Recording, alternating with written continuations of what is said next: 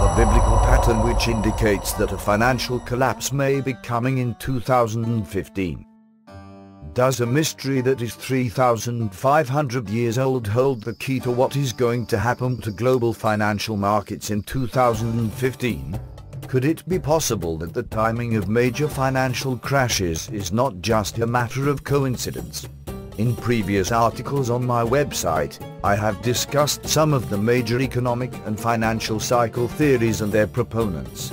For example, in an article entitled "If Economic Cycle Theorists Are Correct, 2015 to 2020 will be pure hell for the United States," I examined a number of economic cycle theories that seem to indicate that the second half of this decade is going to be a nightmare economically. But the cycle that I am going to discuss in this article is a lot more controversial than any of those.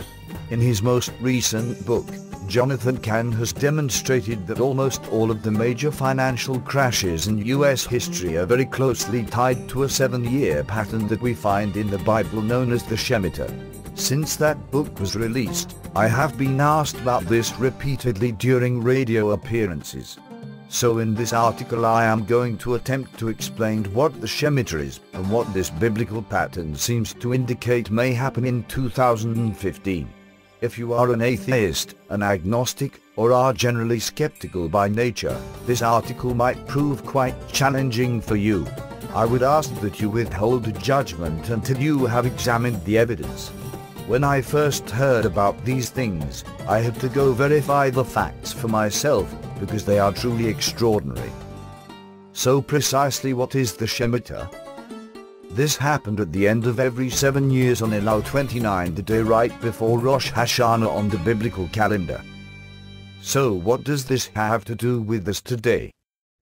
Well, if you go back to the last day of the Shemitah year in 2001, you will find that there was an absolutely horrifying stock market crash. On September 17, 2001, which was Elul 29 on the Jewish calendar, we witnessed the greatest one-day stock market crash in US history up to that time. The Dow fell an astounding 684 points, and it was a record that held for precisely 7 years until the end of the next Shemitah year. At the end of the next Shemitah year in 2008, another horrifying stock market crash took place. On September 29, 2008, the Dow plummeted 777 points, which still today remains the greatest one-day stock market crash of all time.